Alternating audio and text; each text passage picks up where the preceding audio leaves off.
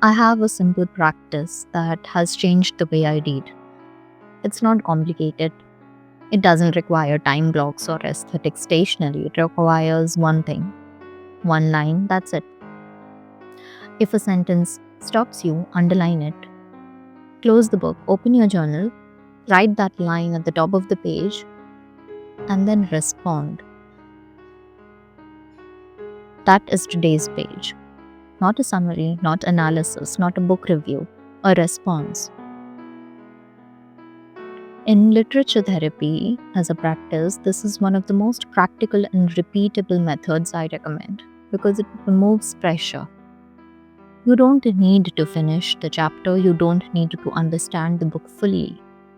You just need to notice when something moves. Movement is the signal. Sometimes it's a line that feels beautiful, sometimes it irritates you, sometimes it makes you uncomfortable, sometimes it feels like someone quietly said your name. Right from that. For example, imagine you read a sentence like, loneliness is not the absence of people, but the absence of being understood.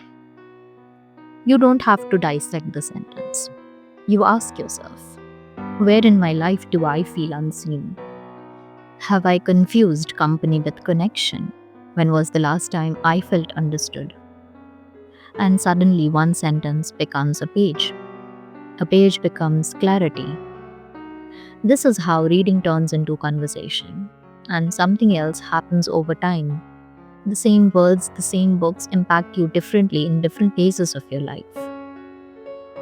I've reread novels I loved in college and felt completely different things 10 years later. A line that once felt romantic suddenly feels naive. A sentence that once meant nothing suddenly feels urgent. That isn't inconsistency, that's growth.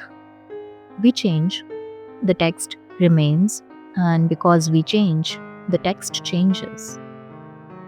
Reading is powerful for this reason. The first time you read a book, you're meeting the story.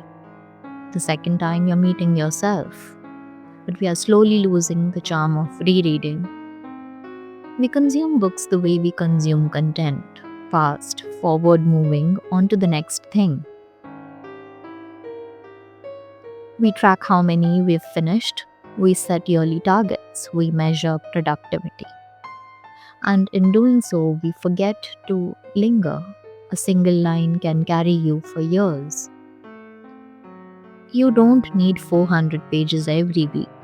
Sometimes you need one sentence that follows you into your day. When you build the habit of writing from one line, something shifts.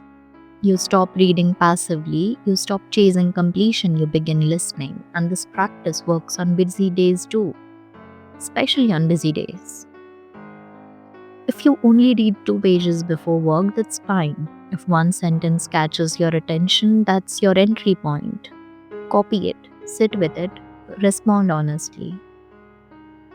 You will be surprised how much emerges when you give yourself permission to stay with one thought instead of rushing towards the next. There are lines that didn't mean much to me 5 years ago that now feel personal. There are books I dismissed once that now feel like companions. That's why reading matters. That's why rereading matters. Not to prove devotion, but to witness evolution. If you've ever picked up a book you once loved and thought, why did this feel different before? That's not the book failing you, that's you becoming something new. And writing from a line helps you track that change. Over months, your journal becomes a record of what moved you and when. You'll see patterns, you'll notice the themes that repeat: freedom, belonging, fear, courage, silence, desire. You begin to understand not just what you read, but who you are. So tonight, try this. Open any book you already own, not a new one, something familiar, something that you've already read. Read slowly until a line makes you pause. Don't overthink it. If your body reacts even slightly, that's the one. Write it down. Then write freely for one page. No editing, no performance, no intellectual pressure. Just a response. If you build this practice, reading stops being consumption, becomes a relationship, and that relationship will change with you. If this kind of reading, slower, deeper, intentional, feels like something you've been missing, stay here. This is what we do. One page a day, one line at a time. And over time, you won't just remember the books you've read, you'll remember who you were when you read them. Subscribe if you're building a reading life that feels thoughtful, not rushed.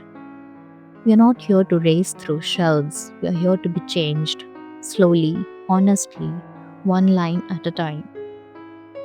And tell me, which is the book that you're planning to reread today? There must be some book.